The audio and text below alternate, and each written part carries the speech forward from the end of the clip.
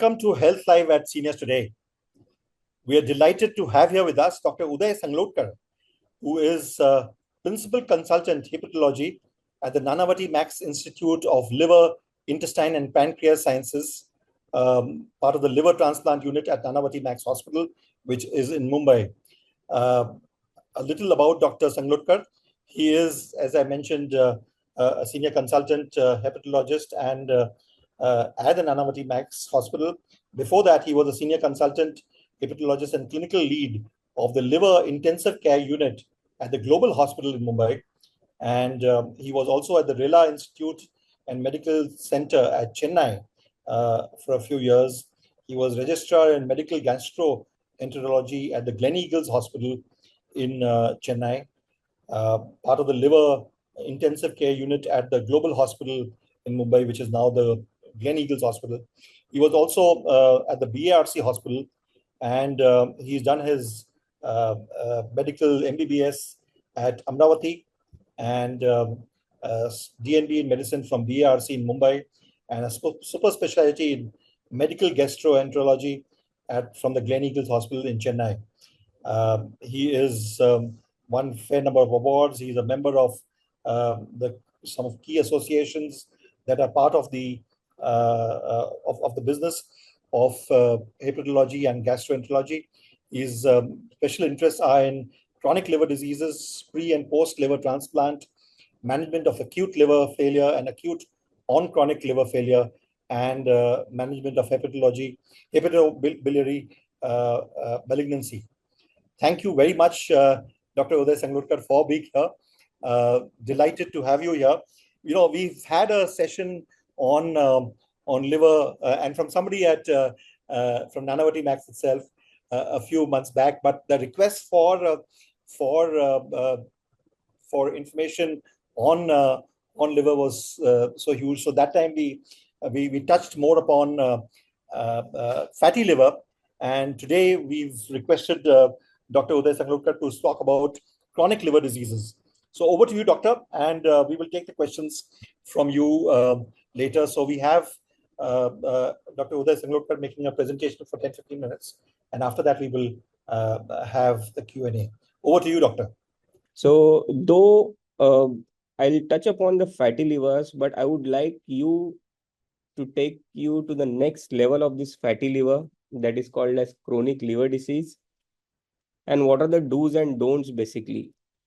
To start with, so this is a healthy liver, this is fatty liver. I think if those who have not attended earlier lectures on fatty liver, I'll just brief you what is healthy liver and what is fatty liver. So our body, the liver is the second largest organ, and it performs more than 500 functions in a daytime, starting from storing of protein, metabolism of protein, carbohydrate, lipids. It makes your blood, it keeps your blood in a normal state, like it may not cause it is too thin or thick.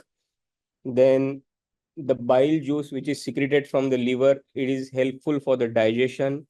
Whatever we eat, it goes through liver. Whatever we take as a tablet, it goes through liver. And this liver is a precious organ. If this is called as a central machine, if there is any minute fault in this machine, other organs will start misbehaving. So fatty liver is nothing but an accumulation of fat in a normal healthy liver, which is usually grayish and pinkish in color, becomes dark yellow, or it becomes black as well. This fatty liver is nothing but a deposition of a fat. Like you say, you must have seen deposition of fat in your all over the tummy or the cheeks. Similarly, this fat gets deposited onto your liver. So what happens then? Even if there is an accumulation of fat, what does it cause? So nothing. So fat accumulation is normally in 30% of general population you will see, which is quite common. Mind you, the most common cause in today's world is non-alcoholic fatty liver disease. As compared, it was alcoholic liver disease in the past, or viral hepatitis.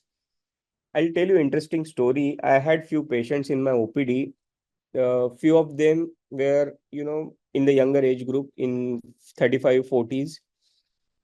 They used to come with the report, and which was showing fatty liver in ultrasound scan, and their liver function tests were most of the time abnormal. Okay. I used to tell them, do you drink? They used to say, no, we never drank alcohol, never, ever. Okay, fine. So I used to start them on basic medications to reduce the inflammation.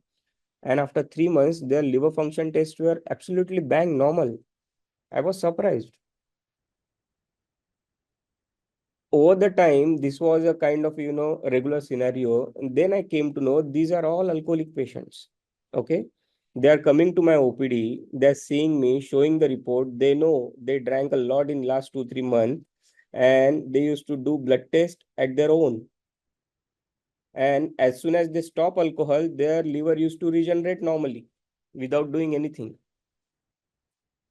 So mind you, these people, those who drink alcohol regularly, their liver function test goes back to normal once they stop alcohol. On the contrary, those who have non-alcoholic fatty liver disease, those who never drank alcohol in their life, they directly present at the age of 65 or 70, because they have not screened themselves in the past for fatty liver, or they have never done a basic liver function test as well. They never knew that they had a fatty liver, because if you see the natural history of this fatty liver, if that fatty liver remains like the same for next 10 to 15 years, you or patient directly goes into a stage of cirrhosis, which is completely irreversible stage. Okay. So cirrhosis happens after 5 to 10 years of persistence of fatty liver if it was not intervened properly at that time. So can you see why there is a lot of difference nowadays between alcoholics and non-alcoholics? Alcoholics, they drink and they do their routine blood test and they know their liver is fatty. They stop alcohol, their liver regenerates. Yeah, they may start alcohol again, but they know that this liver is going to get regenerated over time.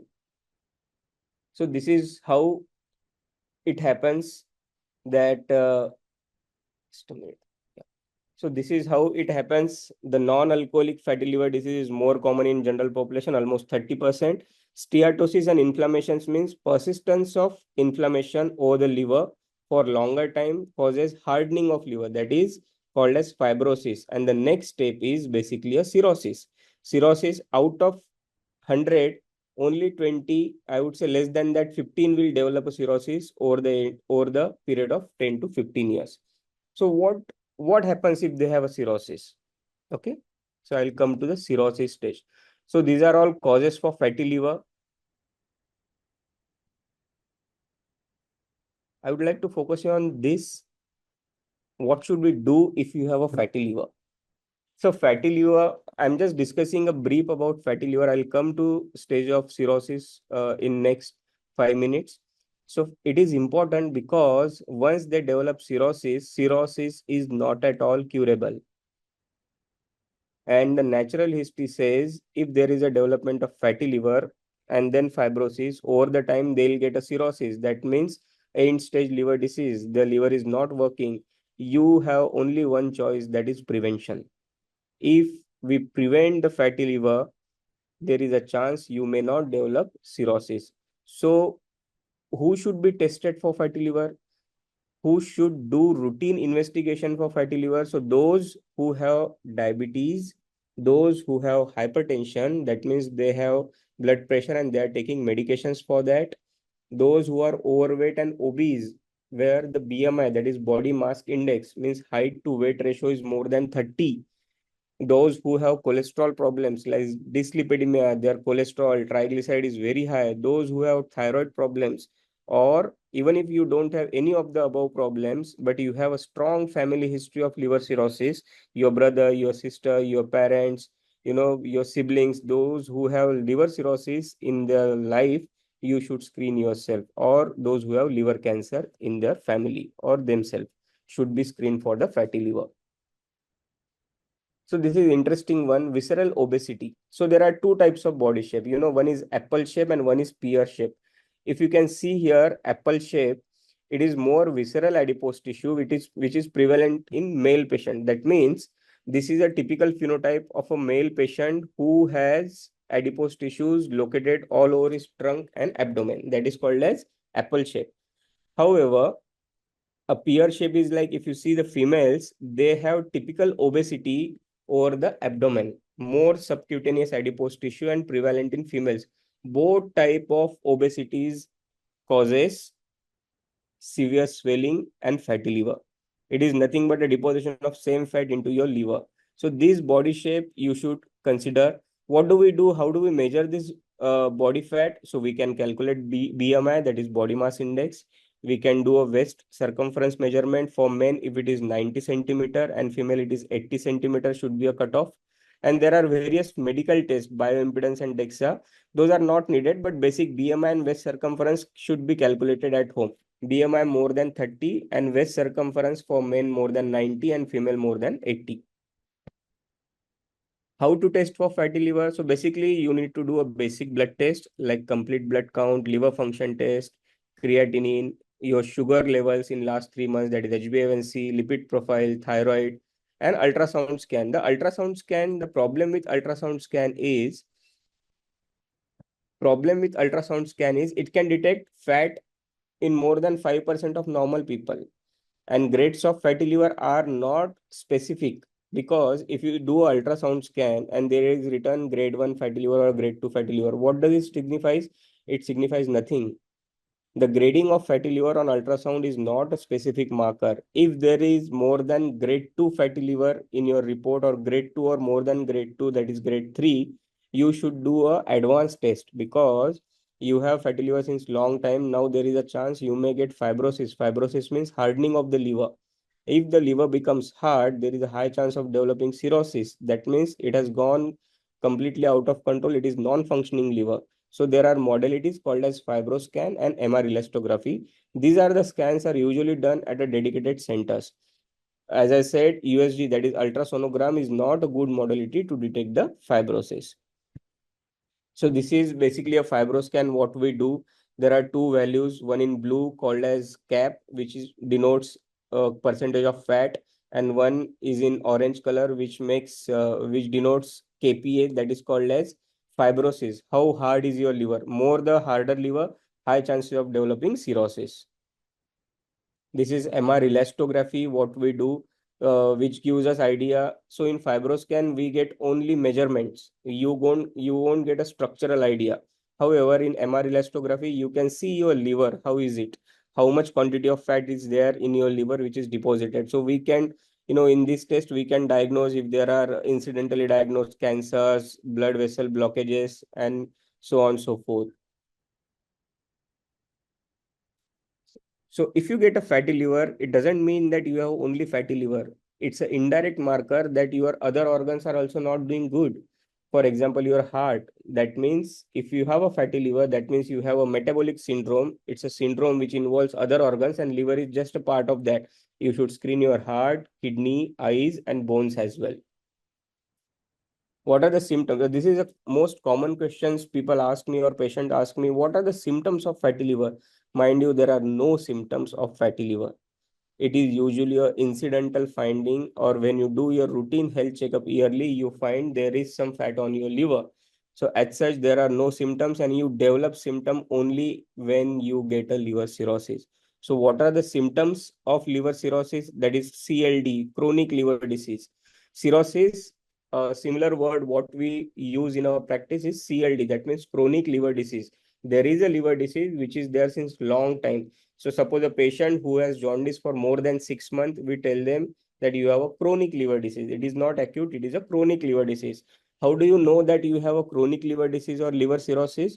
So you may develop ascites, that is accumulation of the fluid on your tummy or inside the peritoneum, that is called as abdominal wall. You may get bleeding. If your liver gets stiff, the blood supply going from the liver is hampered and there is a lot of resistance, so blood will try to flow backward. And when it is not when the blood is not able to go directly from the liver, it forms collaterals. It shunts the liver, and these blood vessels go through your food pipe, and there is a higher chance, the second image you can see, there is a higher chance of bleeding in that scenario. So that is called as variceal bleeding, that is gastrointestinal bleeding, which is life-threatening complication. Then encephalopathy. This is interesting one. If a patient develops liver cirrhosis or chronic liver disease, there is a byproduct in our body called as ammonia. All of us have ammonia in our body, and which is usually present in our large intestine. This ammonia usually goes to the blood, and from blood it goes to liver, and in liver, with the help of urea cycle, it is detoxified and forwarded to the kidney, and from the kidney the ammonia is out of your body. If your liver is not doing great, if you have cirrhosis or chronic liver disease, this ammonia is not detoxified in the liver and it circulates in your body. Over the time, it goes into your brain and causes swelling in the brain cells. So you may notice some symptoms called as encephalopathy. Hepatic means liver related encephalopathy, that is related to brain. What are the symptoms of encephalopathy? Insomnia, you'll not be able to sleep properly. Hypersomnia, or you may have altered sleep cycle. At night time, your sleep is less, while in daytime, you'll sleep more. Mood changes, then confusion, and the last stage of encephalopathy is coma. This is quite common in all the chronic liver failure patients. The next symptom and sign will be weight loss, significant weight loss. A patient who have a chronic liver disease since long time, if he notices significant weight loss, he's not eating well, he has lost almost 10 kg of weight in next last 2 to 3 months, there is a chance they may develop carcinoma, that is cancer in the liver. So these are the basic symptoms of cirrhosis or chronic liver diseases, which everyone should notice, because it is not necessary that these symptoms what I'm talking about, that you will have a liver cirrhosis or your family member will have a liver cirrhosis. But if you see out of these four, if there are more than two findings or even one finding, because these are specific for liver, then there is a chance they may have a underlying chronic liver disease. So coming to cirrhosis, the treatment is basically, I'll just go back to treating fatty liver. So now we are talking about two things. One, treatment of fatty liver, and second is treatment of chronic liver disease, that is cirrhosis, what I discussed earlier. So I'll talk first on chronic liver disease treatment or cirrhosis treatment. Mind you, there is no treatment for liver cirrhosis because it is irreversible damage to your liver. Whatever treatment we give treatment to prevent the complication, like to prevent the accumulation of fluid in the tummy. We give some medications, you know, to prevent the bleeding. We can do endoscopies to decrease the ammonia level. We have only 2 or 3 drugs which might help in reduction in the ammonia level.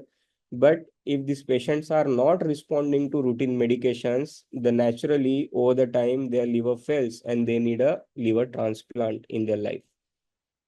So I won't go into detail about liver transplant, but yes, once they develop a cirrhosis, we calculate three things. We see their bilirubin level, that is jaundice level. We calculate their creatinine, that is kidney function, and we calculate their coagulopathy, that means their bleeding tendency. Out of this, we have a calculated score that is called as MELD, MELD score, model for end stage liver disease. And if the score is more than 14, it is an online calculator. These patients, those who have liver disease, needs a liver transplant. So what we do, we calculate a score called as MELD score once they develop a CLD. And if the score is more than 14, they need a liver transplant. If the score is less than 14, we can continue medications. So usually they need a high protein diet. They need a low salt intake in their diet. Otherwise, if you take more salt, there is a high tendency of salt to accumulate water in the body. So we ask them to take more protein and less salt. Now, this is an end stage treatment. What are you going to do for your fatty liver? Because that is the initial insult which is causing liver cirrhosis over the time.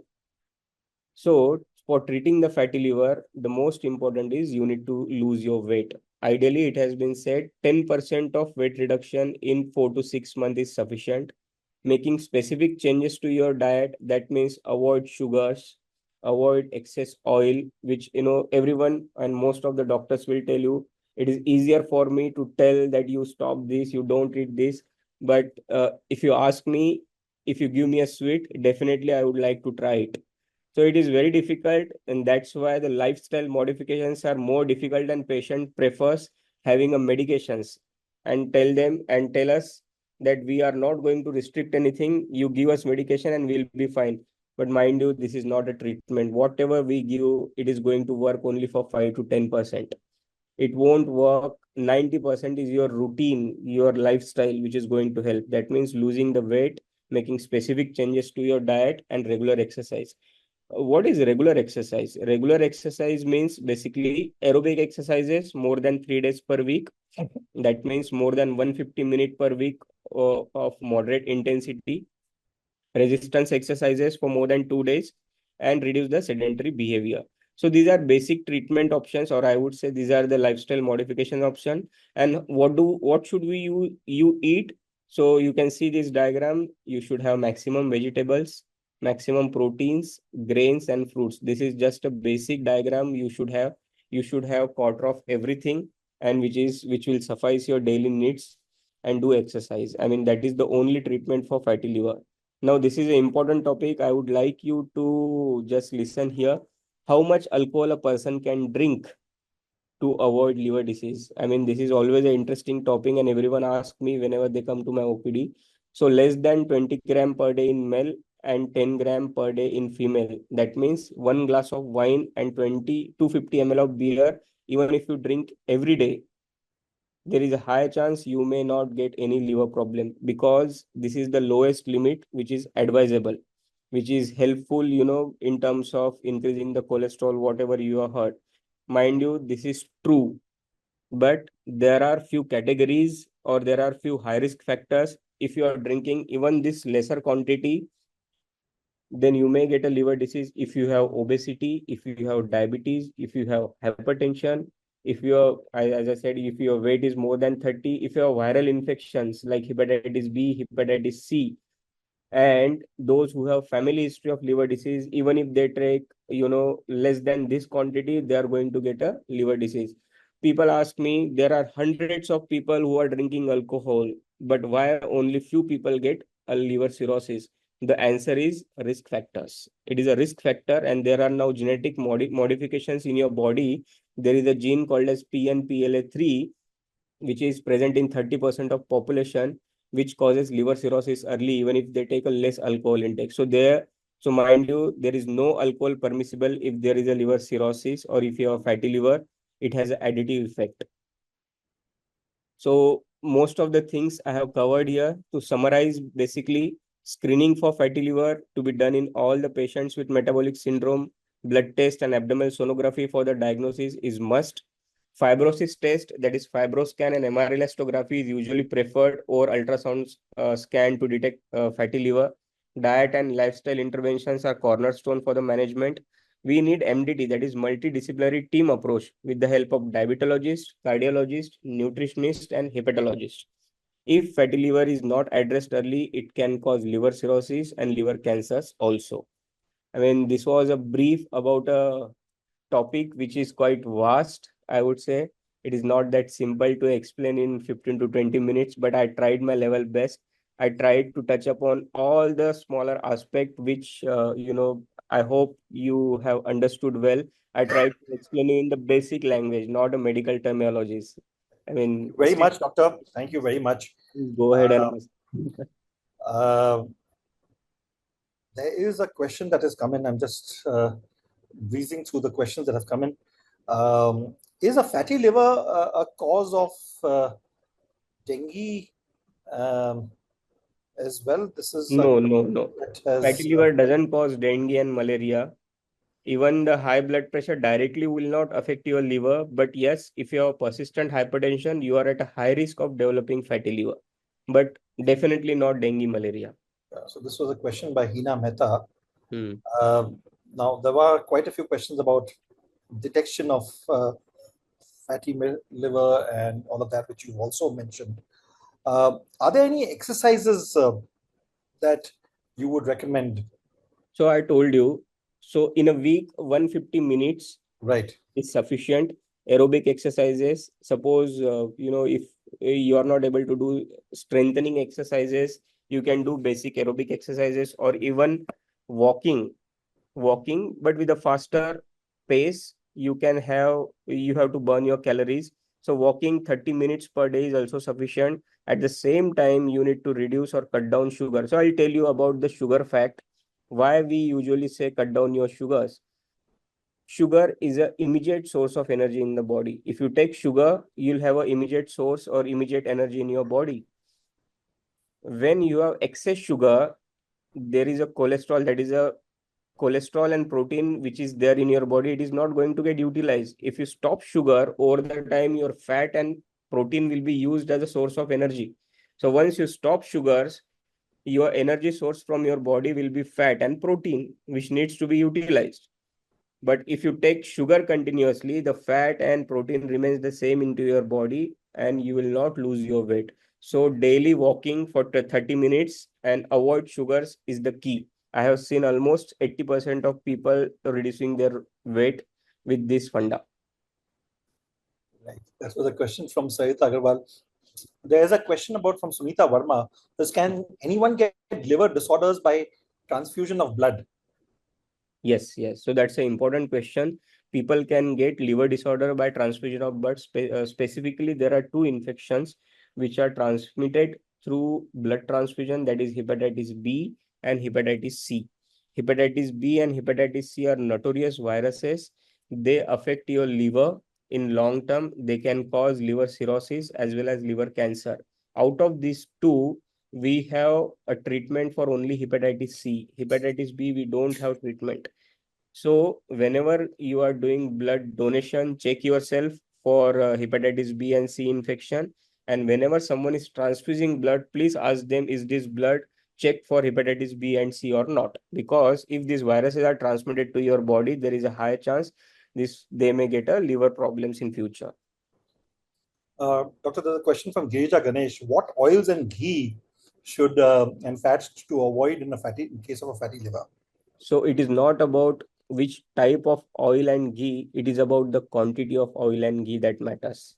Whatever you take, whatever brand you take from the market, if the quantity is on higher side, it will cause problem. Everything of excess is poison. I would suggest the basic principle is for one person, half liter of oil is sufficient per person per month. And if you stick to that, that is sufficient for your body. Right. Thank you. We have a question from Sushma Agarwal. मेरे husband को fatty liver है, फाइब्रोस्किन 26 है, कौन सा stage है, alcohol नहीं लेते हैं?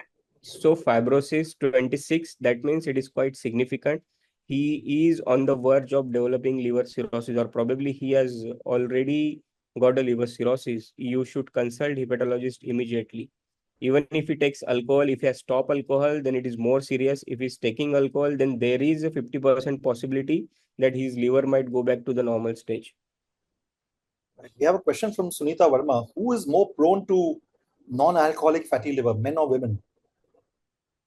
So that's a quite interesting question, I would say, but it is women with comorbidity. Suppose there are two patients, one is male and one is female.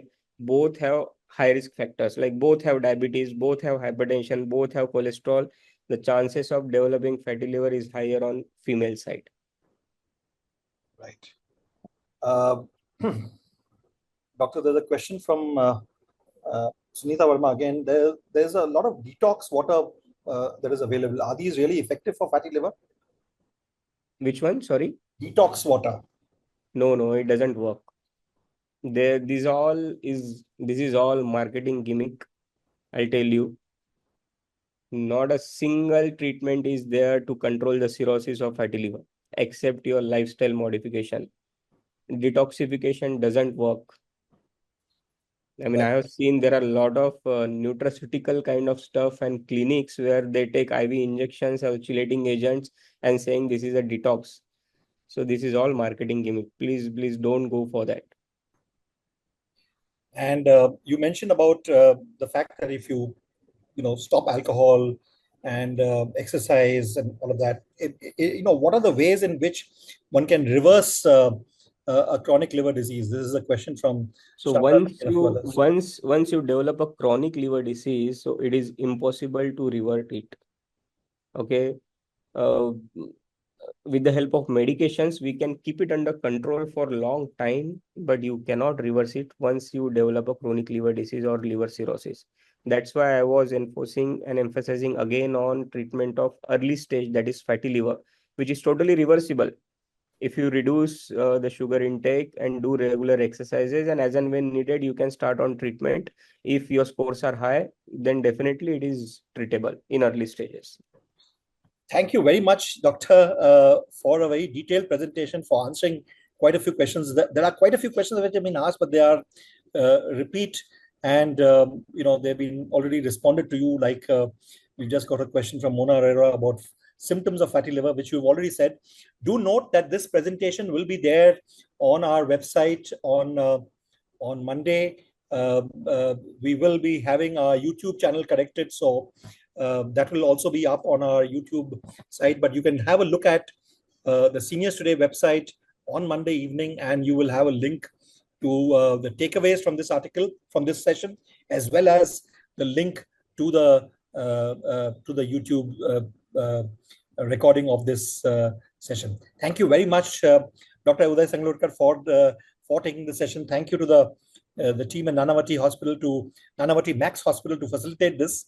And goodbye, and have a great weekend. Sure. We will be back once again next Saturday, that is the 24th of May, with another session of Health Live at Seniors Today at 5 p.m. as always. Thank you very much. Thank you.